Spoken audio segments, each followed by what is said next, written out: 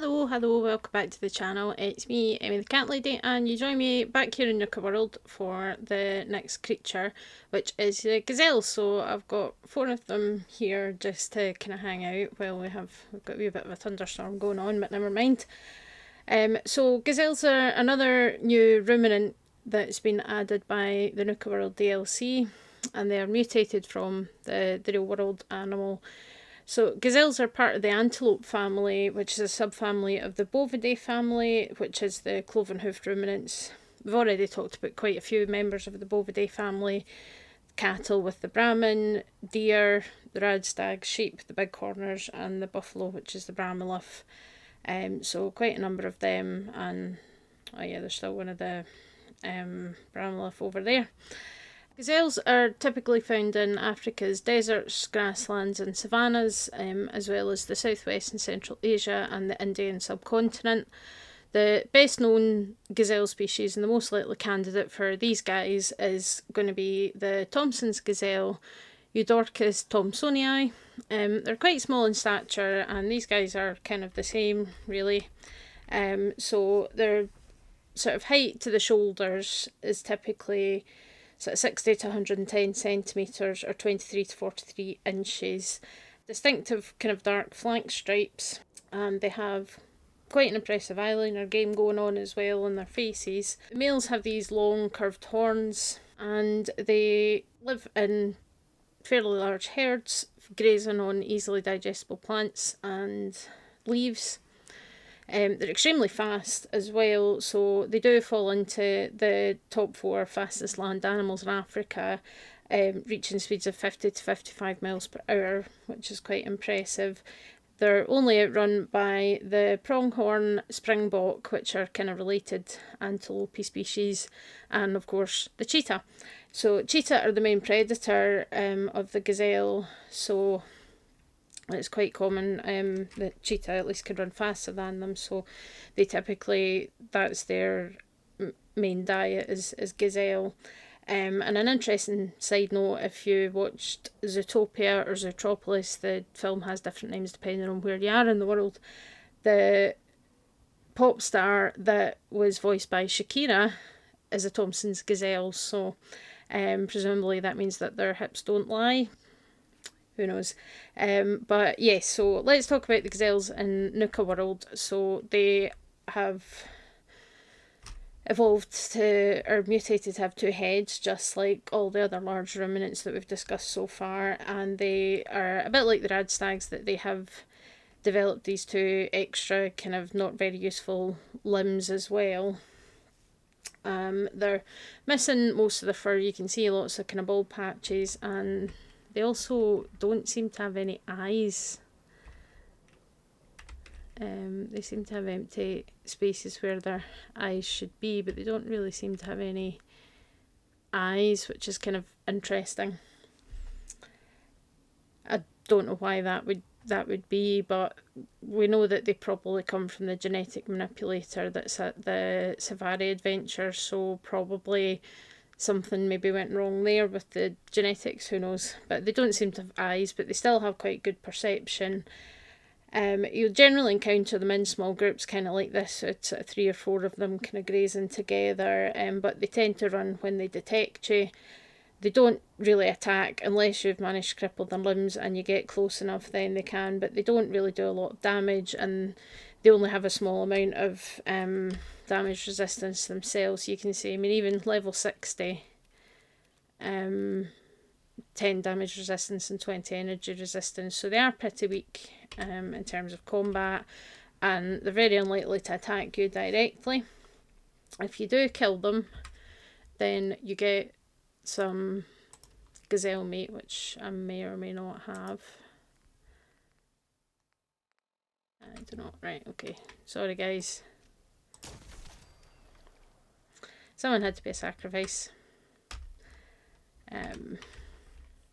So that we can have a look. So yeah, we get gazelle meat and hide as well, which obviously just gives you leather. So gazelle meat gives you 60 HP and 10 rads. For me it says 6 rads. I may have taken a perk that reduces the amount of rads, or there's something that reduces the amount of rads from meat. So it's a reasonably good healing item. If you cook it into a gazelle steak, then you get 60 HP still, so that doesn't improve with cooking, but you get plus £25 to your canning capacity for 2 hours, 2 in-game hours that is.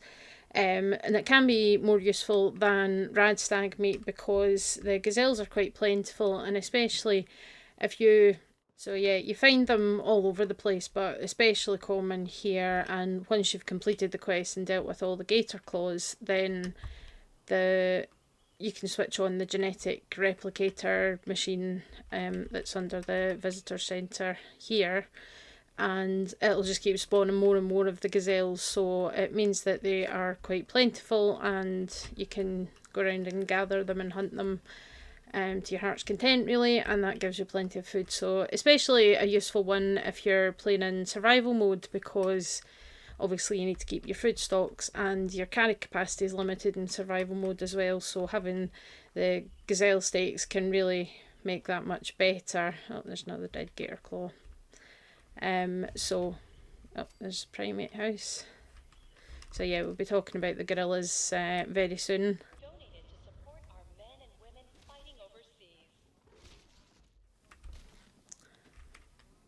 Ah, interesting. I was just looking around for some more gazelle, and despite the fact that I've turned AI off, this seems to be happening.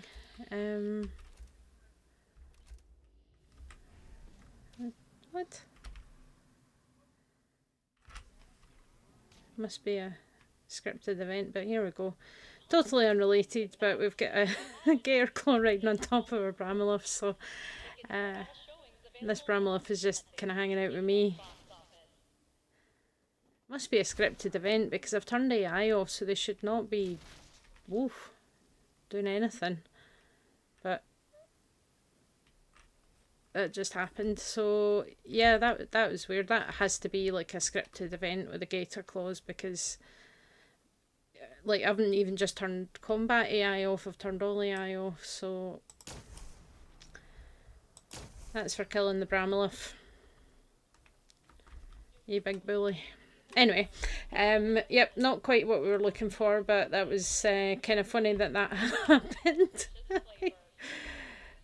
Oh dear. Okay. Wait, I haven't actually completed the quest on this save file, but once you have, if you go into the genetic replicator after switching off the gator claws and then turn it back on again, it'll keep spitting out gazelles, so you find plenty of them wandering around, especially around this area. So that's quite fun. So yeah, they're not an enemy as such, really. They're basically a sort of reasonably easy source of food for you.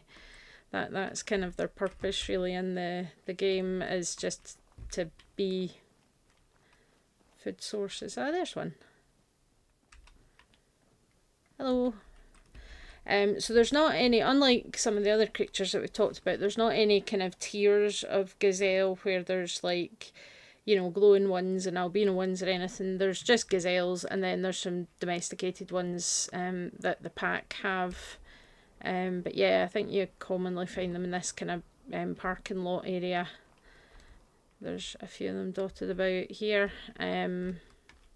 And you see, they're not doing anything because I've got the AI turned off. That little set piece with the gator claw must be like a scripted event rather than a, normal just kind of creatures running into each other kind of a deal. But they fill out the ecosystem of the wasteland here. They fill out a role of being food for the gator claws and for you, possibly the gorillas as well. Maybe hunt them and eat them. Who knows? But yeah, they're quite cute because they're kind of, antelope are kind of sort of related to deer, so they kind of fill the same role that the rad stags do over in the main game, but they don't have any kind of tiers where they get stronger or more aggressive or anything, and presumably they're blind because they don't. Yeah. Oh, there's a little eye there. It's really, really hard to be sure. Let's use the scope. They've got eyelashes. Oh yeah, they do have eyes, but they look cloudy, so I guess their vision isn't that great, but their hearing's probably pretty good. And they do tend to flee, so we'll have a wee demonstration of that.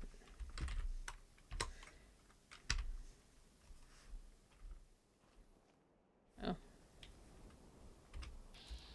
Okay, these guys don't care. Fair enough. But yeah, I like the gazelles. I think they're quite cute, and I say they fill a role. Not every creature, every mutated creature in the wasteland has to be dangerous and aggressive. Having a good balance of things that, you know, you've got your pests like the rad roaches and the mole rats, and then you've got your animals that are basically food sources that you can hunt, kill to get their meat and get their hide, and then you've got the dangerous things like your rad scorpions and your death claws and whatnot. And I think these guys fill that role quite nicely because, again, as I talked about before, this part of the park is a zoo, you know, and not that different. Disneyland has a zoo. There used to be a zoo in the Mirage in Vegas actually as well. You know, it's something that it's a common tourist attraction, so it kind of makes sense then that there would be, you know, non-native species that have kind of thrived and managed to survive even after everything went to hell, and they've just made themselves at home in the park here. You know, there's plenty of greenery and things for herbivores to graze on. Obviously the gator claws, we know they were artificial. They were created by Dr. McDermott to protect himself while he worked at Safari Adventure, so presumably also someone created the gazelles, whether that was for an exhibit in the zoo or whether that was for, you know, Dr. McDermott to make food for himself. Who knows? Oh, no, Sito, I'm not wanting to speak to you. Is he still following me? Nope.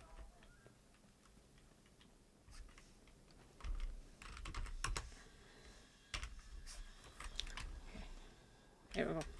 Yeah, not wanting to start that quest, Sito. But yeah, so it's an interesting one, and I do like that there's a bit of variety added to the game with the DLCs, and it's not all exactly the same because it's a big world and different things will have happened in different places with the bombs and things, and it makes sense that places with big zoos potentially would have a bunch of different species that you wouldn't normally find in North America. So there we go. So that's the gazelles. I say it's quite a short one, this one.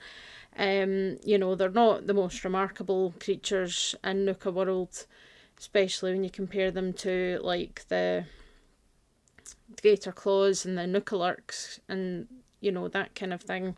But they fill a role in the ecosystem that, you know, not every animal has to be dangerous and aggressive. Some of them are just existing. And that to me is a good thing. So hopefully you found this interesting, and any thoughts, any questions, drop them in the comments.